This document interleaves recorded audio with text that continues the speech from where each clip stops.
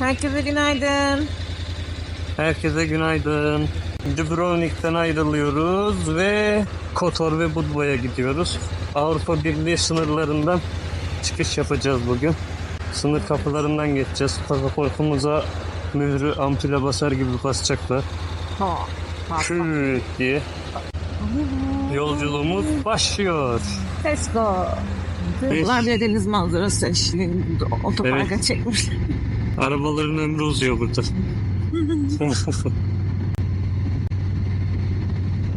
İşte böyle denize dalmak için uygun noktalardayız.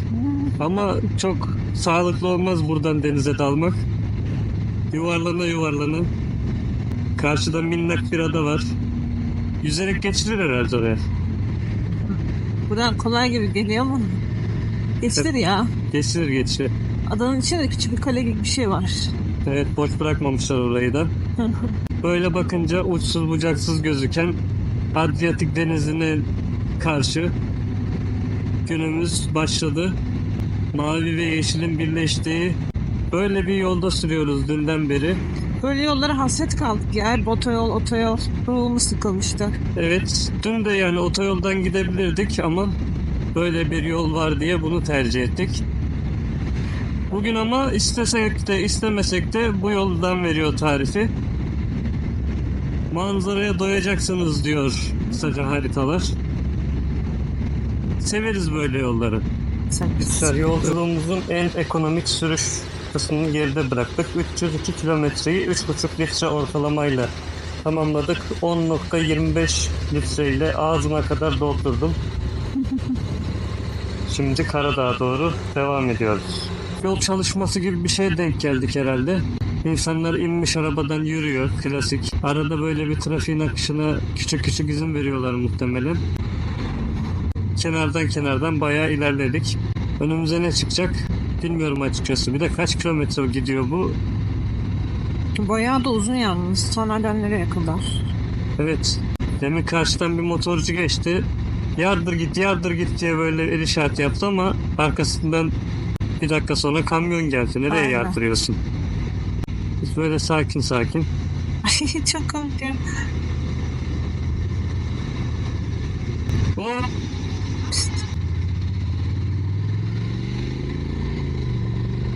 Şimdi O insanlar baksana gölgede bekliyor. evet. Girmiş arabadan. Demek ki onlar bayağıdır bekliyorlar. Acaba sınıra falan mı yaklaştık? Yok artık. Sınır kapısı sırası falan olabilir mi bu? Yok ya. Sanmıyorum. Ben de sanmıyorum diyeceğim ama öylesine bir Bayağı bir yoğunluk. trafik ya. Bu ne? Ne kadar sürecek? Yani arkadakinin buraya gelmesi. Ay. Bence bu sınır kapısı sırası falan. Aynen bak sınıra geldik. Üf bayağı bir kaynak yapmış olduk ama nereden gireyim? Gidiyorum Ay, biraz daha. Git bakalım. Ha buradan mı giriliyor böyle? Aynen.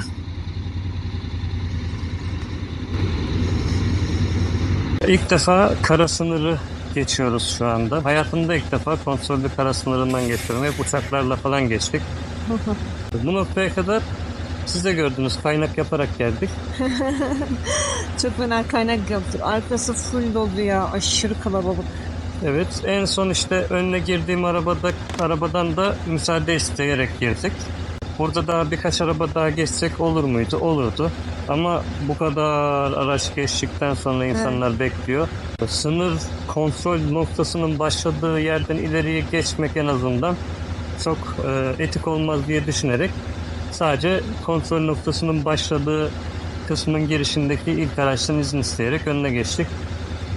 Bu sıcakta güneşin altında birkaç araba daha geçmek için müsaade istesek insanlar müsaade edecektir aslında. Ama dediğimiz gibi bunlar nasıl bekliyorsa biz de biraz olsun beklemeliyiz. Buraya kadar geldiğimiz zaten fazlasıyla yeter. Kaç tane araba geçti buraya kadar gereken saatte. Tabii ki pasaportları kontrol edecekler. Onun haricinde aracın ruhsatı, ehliyetim ve aracın yeşil sigortasını da isteyeceklerdir. Bunların hepsini kontrol ettikten sonra onay verirseler geçeceğiz. Onay vermeme hakkına sahipler. Yani haberiniz olsun. Buraya kadar geldik, onay vermezlerse ne yapacağız? Açıkçası sıçtık. Bakacağız yani, başka yollar arayacağız. Bir şey yapamıyor. Geçemeyeceğiz. Geri döneceğiz. Yani sıkıntı, büyük sıkıntı. Almaz ama var öyle hakkı sonuçta. Evet. Şu an bu kapıdan geçtiğimizde Avrupa'dan çıkmış olacağız. Şu gözlüğümü de açayım. Yüzümü görmeden konuştum hep.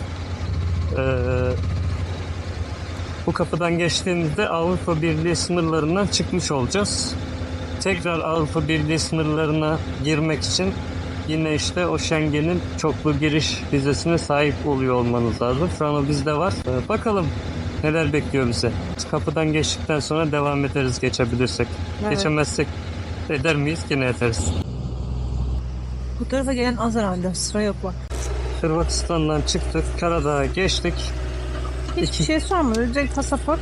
Pasaportlar yetti sadece. Yeşil. Herhalde ruhsatı da verdim. Biliyorum. O istemesine gerek kalmadan ruhsatı da verdim bu sefer farklı olarak. Yeşil sigortayı sormadı, vermedim. Kabinde hemen şey yazıyordu. Eğer yeşil sigortanız yoksa 50 metre ileride işte bilmem neden yaptırın yazıyordu. Muhtemelen Kosova'da da öyle olacak herhalde. Belki de. Velhasılı artık Karadağ'dayız. Karadağ'dan bir kere daha hepinize selamlar. Karadağ'dan herkese selamlar. Şimdi bu vapurlar şöyle karşıya geçiriyor sizi. Tivat, Budva tarafına gidiyorsanız direkt karşıdan devam ediyorsunuz. Düz devam ederseniz dönüp dolaşıp bunun arka tarafındaki yoldan devam edebiliyorsunuz. Biz şimdi karşıda gördüğünüz dağın tepesine kadar çıkacağımız için yol bizi soldan götürüyor. Devam ediyoruz şimdi oraya doğru. Lovćen Ulusal Parkı'nın tepesine çıkmayı hedefliyoruz. Çok güzel bir yol bizi bekliyor yine. Yollarda görüşürüz. Arkadaşlar Kotor'un içindeyiz artık. Buradaki trafik felaket. Daracık yol olduğu için bir yandan da işte tatil beldesi olduğu için ana yol tatil beldesinin içine geçince fark etmeye çalışanlar, geçmeye çalışanlar, dönmeye çalışanlar derken ortalık karmaşık bayağı. Biz birazdan dağın tepesine doğru çıkacağız. Şimdi Lovćen Ulusal Parkı'na doğru çıkan dünyaca ünlü motosikletçi yollarından, saç tokası kıvrımlarının bol olduğu dar, tehlikeli bir yoldayız. Bu yol size zaman zaman burada insanların durduğu gibi harika manzaralar sunuyor. Kamera açısına şu an girmiyor olabilir ama gerçekten çok güzel gözüküyor. Şurada duralım bir. Şu anda tam olarak böyle bir manzaralı yoldayız. Dar, uzun. Şu dağın en tepesine kadar çıkacağız. Kasklarımız kafamızda. Çıkarmadık. Çünkü hemen devam edeceğiz. Küçük bir manzara molası verdik. Durmuşken de siz de daha iyi görebilin diye kamera açısını değiştirdik. Manzara çok hoş gözüküyor. Daha da yukarılara çıkacağız. Ay, çok heyecan yaptım şu an. Benim yükseklik korkum var. Yere basacaksın ama olsun. Yükseklik korkum var diyor. Paraşütle dağdan atlamışlığı var. İnanmayın fazla Merve'ye. Döndüm durdum. Bu bayağı kötü olmuş. Bu yol bakmayın genişliğine, çift yön. Evet. Bari gidişi ayrı, dönüşü ayrı yapsalarmış ya. Zaten daracık yol. Ya da işte geçişemeyen araçlar. Evet işte sıkıntı büyük. Arabayla gitmeye çok uygun bir yol değil. Ne olmuş? Kaza mı olmuş yoksa? O da mümkün. Şey mi, heyelan mı olmuş? Taş mı düşmüş? Karşı karşıya gelen arabalar yetişememiş herhalde.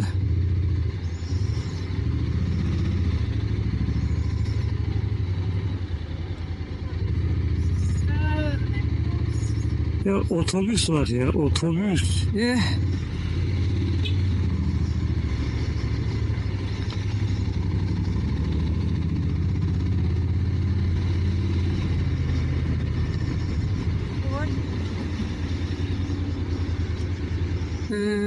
Çok zor burası.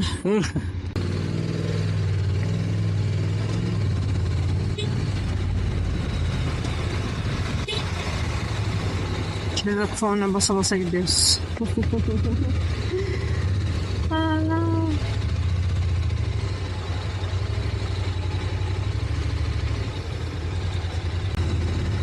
Bence buraya bir şekilde gidiş ve dönüş ayrı yapmaları lazım. Onu yapamıyorlarsa da İtalya'nın bulduğu çözüm gibi kırmızı ışıklar koyacaklar. Aynen öyle. Ya da görevliler olacak. Geniş bölgelerden işte 5 dakika biri geçecek, 5 dakika biri. Burada işi şansa bıraktığın zaman belki böyle turistik zamanlarda çok zor. Neyse biz motosikletle aralardan sıyrılmanın tadını çıkarttık.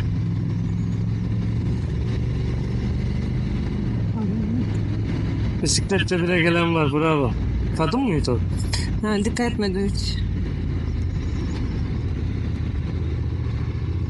Araba geliyor bir tane daha. Bu yol böyle döne döne döne tepeye kadar çıkıyor. Döndüm döndüm durdum. Döndüm döndüm döndüm. Burada ben söyledim.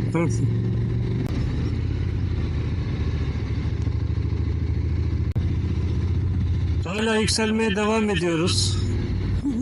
Kaçıncı viraj böyle geçişimiz. Bir yandan dönme dolap gibi dönmeye devam ediyoruz.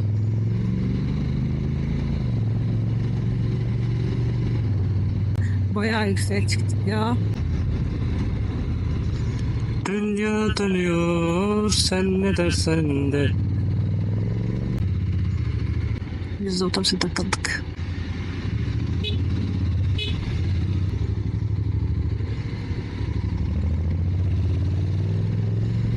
Biz kendimizi kurtardık. Kaç tünelden de geçelim. Tünelde elle yapmışlar gibi.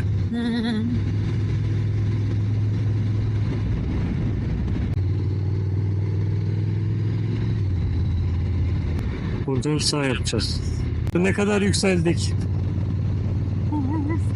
Uçuyoruz adeta. Küçücük gözüküyor kocaman gemiler, tekneler. Deniz böyle dağların arasına girmiş. Buradan çok güzel gözüküyor. Evet. Durun. Küçük adacıklar var hatta.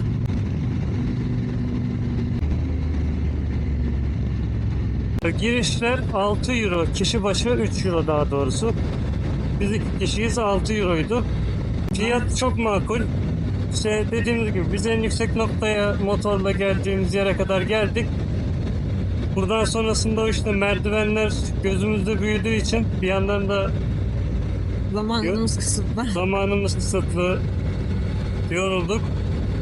O nedenle girmedik. Yolun tadını çıkarttık, yetti bize. Şimdi geri dönüyoruz. Budva'ya geçeceğiz. Budva'ya geçişte aynı yoldan geçmemiz şart olmayabilir. Şurada manzara noktasında durup kısa bir mola verip hem de yol tarifimizi alıp devam edeceğiz. Ama yani buraları böyle canlı gözle kameraya ne kadar böyle çekerseniz çekin. Canlı gözle görmek gibisi yok. Aynen. Bir kere canlı bakınca böyle tam geniş açıda görebiliyorsun her yeri. Kamerada öyle görünmüyor. Görse çok küçük küçük kalıyor, hiçbir şey anlaşılmıyor. Evet. Kotor Budva'ya birçok Türk turist geliyor. Gelmişken araçla gelmediyseniz bile bir yolunu bulup gelin çıkın buraya. Çünkü gerçekten çok güzel gözüküyor. Şurada havalimanı var mesela. Buyurun. İniyorum. Norveçli Harley Davidson'ın yanına çektik. Şurada bir kısa mola vereceğiz. İnsanlar buraya stikerlerini yapıştırmışlar anı olarak. Evet. Bizim de olsa yapıştırırdık. Biz de yapsaydık yapıştırırdık. Şimdi burada havalimanı deniz Adriyatik manzarasında kısa bir mola veriyoruz. Montunu çıkartacak mısın? Üşüdüm. Arı geldi. Gelsin.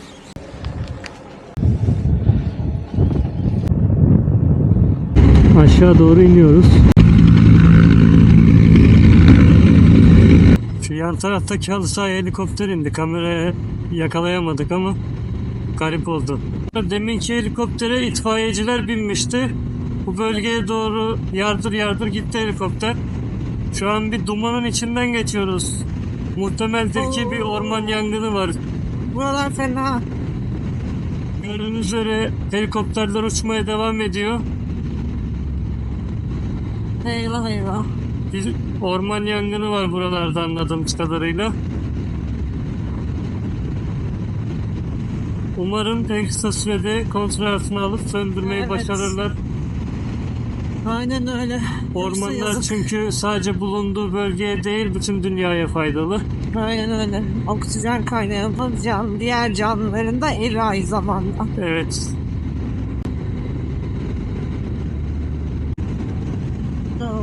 Şu tepelerde yanıyor bak. Yanıyor.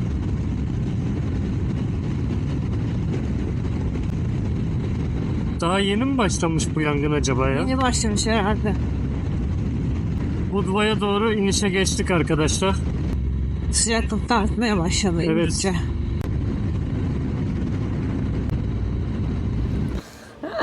Odamıza geldik. Dinlendik az bir şeyde. Kendimize Dinlendik. geldik. Az bir şeyden biraz fazla aslında. Duş falan da aldım. Şöyle odayı göstereyim. Şöyle bir tuvalet banyo. Şurada minnacık bir dolap. Eski dandik televizyon, klimalar. Oda büyüklüğü fena değil. Şuraya ekstra bir kişinin idareten de olsa yatabileceği bir alan ve en güzel yanı sahil çok kalabalık. Önümüzde hemen bir halk plajı var. Çok fazla çocuk var. Aşırı çocuk var. Antalya'dan kaçan Ruslar buraya gelmiş. Aynen. Bayağı kalabalık. Durum böyle. Şimdi biz Budva'nın eski çarşısına doğru gideceğiz. Yetişmemişti. Evet arkadaşlar yemeklerimizi yedik. Çok tatmin olmadık.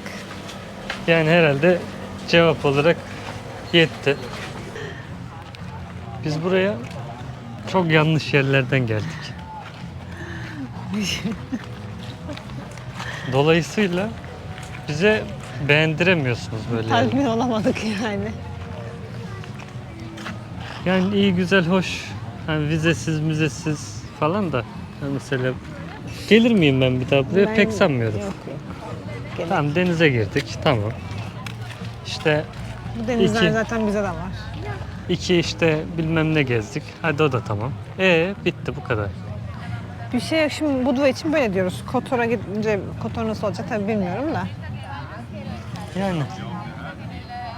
Şimdi tekrar Old İçeriye. Town'un içerisine doğru yürüyoruz. Ya his olarak burası Zadar'dan farklı hissettirmedi bana ya. Bu bomboş bir yer falan diye düşünüyorum orada. Burada da öyle. Şey neredeydi? Deniz piyanosu. Zadar'da. En azından bir şey vardı yani. En azından bir şey dedirtmişti orada. Şu an burada dağ, taş, bilmem ne her şey aynı. Her şey aynı. Mal gibi geziyorsun. Yani siz yine gelmek isterseniz gelin. Ona da karışmayız. Beğenenler vardır. Onlara da bir şey demiyorum. Allah bildiği gibi yapsın benim. Çok iyi. Şaka şaka. Herkesin görüşüne saygımız var. Dolaşıyoruz şimdi bakalım. Öyle. Burası çıktıktan sonra, kaleden çıktıktan sonra şey var. Böyle yeni yerleşim yerleri var. Oteller falan filan var. Kalenin içi iş hareketli. Onu da koruyamamışlar işte. Mesela şimdi Çok alakasız olmuş. şunla şu yan yana olur mu hiç?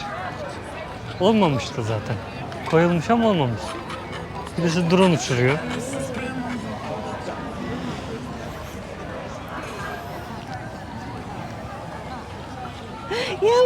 Yandı. Merve benle arı soktuğundan beri dalga geçiyor. Yanıyor. Yolda giderken arı soktu şimdi motorun üstünde.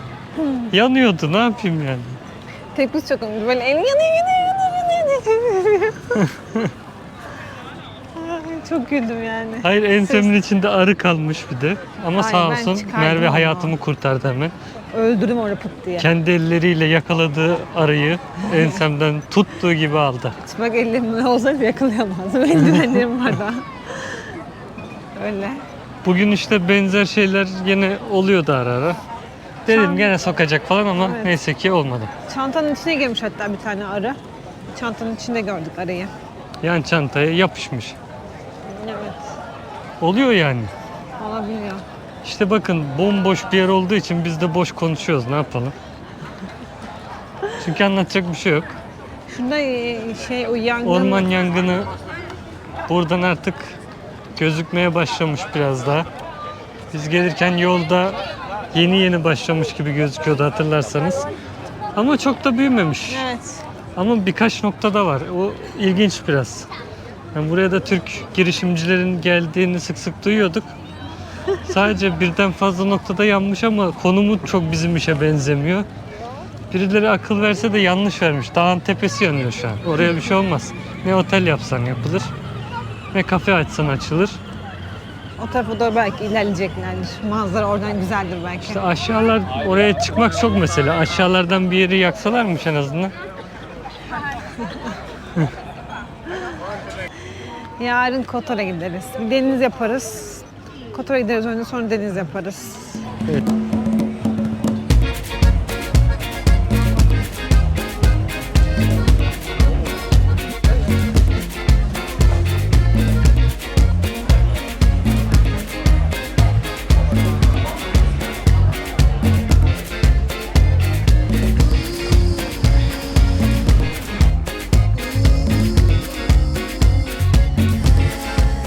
Karadağ'daki, Budva'daki ikinci günümüzden herkese günaydın. Günaydınlar. Bu sefer Kotor'a gidip Kotor'un içinde dolaşacağız. Sonra bugün kısa bir deniz molası vereceğiz kendimize.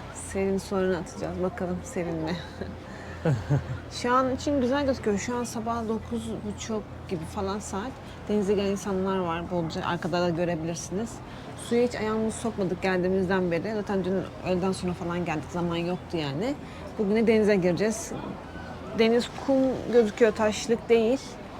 Bakalım artık. Bakalım nasıl olacak. Kotor'a geldik. Dışarı sıcak. Şimdi şöyle bir yerden içeriye Ama giriyoruz. burası öyle bir yer değil herhalde. Öyle bir yer değil, Zöstedik. Şimdi öyle bir yerden dışarı çıkıyoruz. Tur tekneleri ve motorların bir arada olduğu Kotor'un mevsiminde. kalesinin giriş noktasındayız. Şimdi kalenin içine doğru giriyoruz. Çekiyorsun anlamıyorum.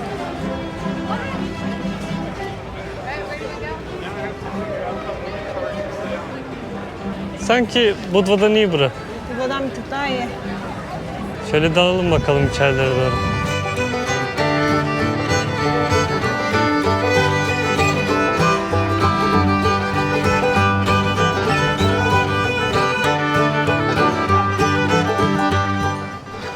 Burası Budva'ya göre daha iyi. Kesinlikle daha iyi. Budva'da hiçbir şey yok. Dünkü Budva faciamızdan sonra, facia diyeceğim oraya, başka bir şey değil. Hiç güzel değil. Biz hiç beğenmedik. Burası oradan sonra ilaç gibi geldi. Şöyle ki şu an çıkış yaptığımız yeri göstereceğim.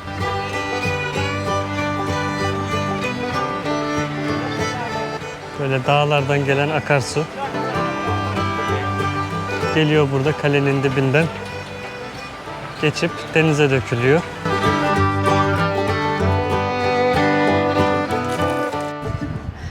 Şu an kale deniz surlarına dolaşıyoruz. Kotor Budva kıyaslaması yaparsak Kotor'a haksızlık olur. Budva gerçekten hani kıyasa bile dahil edilmeyecek kadar kötüydü.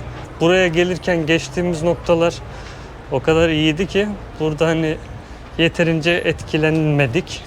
Ama ilk defa yurt dışına çıkacak, ilk defa girecekler için etkilenilir tabii. Ya Kotor biraz daha iyi Budva'ya nazaran. Burası vizesiz gelinebiliyor olmasıyla gelmeye değer bir halde. Eğer ki burası vizeyle hani Avrupa Birliği'ne girdi diyelim, vize alıp geleceksiniz. O zaman buraya gelmeye değer gibi hissetmiyorum. Aynen. Çünkü Değmez. genel asayişi de böyle çok düzgün değil. Huzurla gezemiyorsunuz. Hödük insanlar var. Şimdi Budva'ya odamıza dönüyoruz. Bir deniz keyfi yapıp kendimize dinlenme molası vermiş olacağız. Uzun bir yolculuk oldu şu ana kadar. Her yerde neredeyse birer gece kaldık. Koştur koştur günlük işte 350-400 kilometre mesafeler kat ettik. Dolayısıyla yorulduk. Bugün burada dinlenme molası vermiş olduk. Yarın da Üsküp'e geçeceğiz. Orada 2 gün kalacağız. Orası dinlenme, orası özellikle bizim için yeme yeri olacak. Evet, oranın bizde şöyle bir anlamı da var. Bizim balayı otelimiz de oradaydı. Vizesiz olduğu için Balkanlar ve Üsküp'ü tercih etmiştik. Uğraşmayalım diye o zaman. Hem de Üsküp'teki otele gidince size göstereceğiz. Buradaki ve diğer yerlerdeki otellere verdiğimiz paralarla bir karşılaştıralım. Çok ucuz kalıyor. O nedenle de Üsküp'teki yerimizi 2 gün olarak belirledik. Hem buradan Üsküp'e geçerken mesafe olarak 400 kilometre ama süre olarak 6,5 saat civarında bir yolculuğumuz olacak. O yüzden orada da 2 gün kalacağız. Ondan sonra Selanik'e girerek tekrar Avrupa Birliği sınırlarına girmiş olacağız. Selanik'ten sonra Kavala, sonra da yavaş yavaş memleketimize doğru dönmüş olacağız. Demin Merve'nin normalde çok eğlenceli bir şey oldu ama bu sefer gülmedi, şaşırdım. Ay, üzüldüm ama ya. Kanadı vallahi parmağı. Merdivende önümüzdeki kız düştü. Basamaklarından küt küt küt indi aşağı. Baya kötü düştü. Şurada merdiven var, dikkat et. Tut. Bu düşen kadına işte ıslak mendil, yara bandı falan, yani elleri de kanadı, baya kötü düştü. Falan verirken hani çok olsun 45 saniye durduk orada. Toplam 4 kişi daha düştü aynı yerde. Arka arkaya bir düşen kızan biri daha düştü. Çok Evet. kaygan ya. Buralara dikkat edin gelirseniz eğer. Neyse ki biz düşmedik. Ay. Herkese tekrar selam. Merhabalar. Yavaş yavaş Karadağ'daki gezimizin sonuna geldik. Birazdan yemek yemeye çıkacağız ama onu artık paylaşmaya gerek görmedik. Burada noktalamak istedik. Odamızın balkonundan arkamızda Adriyatik manzarasıyla sizlere Budva gezimizden, Karadağ gezimizden veda etmek istedik. Evet. Bugün bu arada denize girdik burada. Onu da söyleyelim. Evet. Şöyle kısaca özetlemiş olalım hem. Budva'yı ilk günkü haliyle videonun başında hatırlarsanız iyi gömdük. Bayağı iyi gömdü Akif özellikle. Kotor'u biraz daha beğendik. Bugün Evet, Kotor'a gittik. Kotor biraz iyiydi. daha beğendik. Yani Kotor, Budva arasında hani hangisini daha çok beğenirseniz Kotor tartışmaya Açık ara. kapalı. Budva'yı da denize girince makul ve kabul edilebilir hale geldi bizim için. Deniz her ne kadar soğuk olsa da yüzmesi güzeldi. Temmuz'dayız şu an. Temmuz sonundayız. Soğuk bence. Yani Budva Kotor ikilisi benim bugüne kadar duyduğum övgüleri hak etmediğini düşünüyorum. Yani biraz abartılmış bir balon olarak görüyorum en nihayetinde. Ama yine de hani güzel bir yer, kötü bir yer değil ama fazla abartıldığını düşünüyorum. O yüzden beklentileriniz yükselmeden, ilk defa gelecekseniz beklentiniz yükselmeden gelin. Ama şöyle bir durum var. İlk defa yurt dışına çıkılıyorsa eğer bizim gibi bakmayabilirler. Çünkü bizim rota itibariyle biz İtalya'dan doğru geldiğimiz için şimdi İtalya ile burayı ister istemez kıyaslıyoruz. Aslında kıyaslamamamız gerekiyor. Ama ister istemez kıyaslıyoruz. O zaman kıyaslayınca burası hiç gibi geliyor bize yani. Burada bir sıkıntı, bizde bir sıkıntı oluyor aslında o taraftan doğru geldiğimiz için. Ama siz ilk defa yurt dışına çıkacaksanız, ilk defa bu tarz bir yerlere geleceksiniz. O zaman beğenirsiniz. Ben sadece şunu söylemeye çalışıyorum. Şimdi hani tamamen objektif insanlara fikir verecek yorumlar yapmaya çalışıyorum. Hani gittiğim her yere uf çok güzel, uf şöyle iyi, abi yurt dışı ya falan tarzında bir yorum yapmak tarzım değil. O yüzden hani bazen biraz fazla gömüyor gibi duruyorum. Başka- acımasız davranıyor bazen gibi duruyor. Birçok insanın gittiği yerlere gittik bizden. Dünyanın en egzotik yerlerini falan gezmedik. Avrupa'nın küçük şehirlerinden büyük şehirlerine kadar birçok yer görme fırsatımız oldu. Hani harcanan para, emek ve alınan fayda kıyası yaptığınız zaman Aynen. burası üst sıralarda değil. Çünkü- Vizesiz bile gelinse Aynen burada euro harcanıyor yani buranın kendi para birimi yok. Euro harcanıyor. Diyorsunuz ki hani burada euro harcayacağımı bütçeniz varsa o zaman giderim. Mesela Prag var, Viyana var, Paris var, Amsterdam oralar var. vizeli nihayetinde oralar ama Vizeli, evet. hani burada deniz tatili için buraya geleceğim diyorsanız hani Ege'de de aynı paraya daha güzel tatil yapabilirsiniz. Antalya'da, Akdeniz'de yapabilirsiniz. Yani bizim denizler de güzel çünkü. Evet, bizim denizlerimiz de güzel. Hani buranın denizi de hani bizim oralardan çok güzel diyeceğimiz aynen, bir seviyede farkı de yok. değiller. O yüzden ister istemez biraz olumsuz yorumlarımız ağır bastı. Onu demeye çalışıyorum sadece. Yoksa burası kötü bir yer değil. Sadece vereceğiniz paranın karşılığı olarak fiyat fayda dengesi çok iyi bir yerde değil. Onu anlatmaya çalışıyoruz. Bir de şöyle bir şey söyleyeyim. Burada çok bir yemek kültürü de yok. Onu anladık. Deniz ürünleri var işte. Onun dışında böyle ekstra yemek çeşitliliği yok. Aç kalırsınız. O zaman bu hafta bizden bu kadar. Umarım Evet. beğenmişsinizdir videoyu. Abone olarak dediğim gibi bizi destekleyebilirsiniz. Kusurlarımız varsa affola diyelim.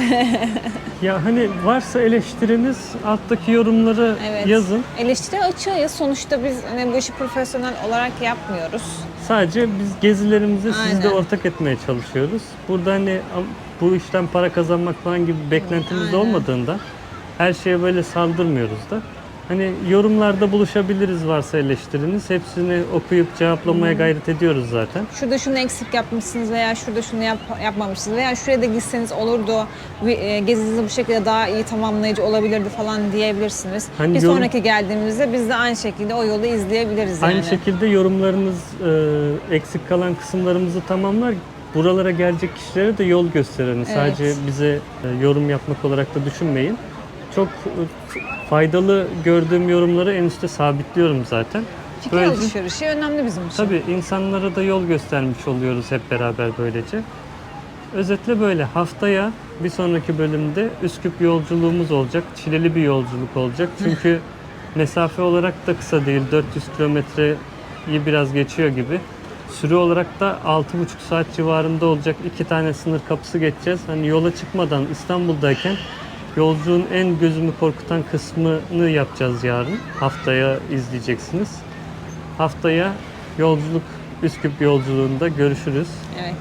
Hoşça kalın. Bizle kalın.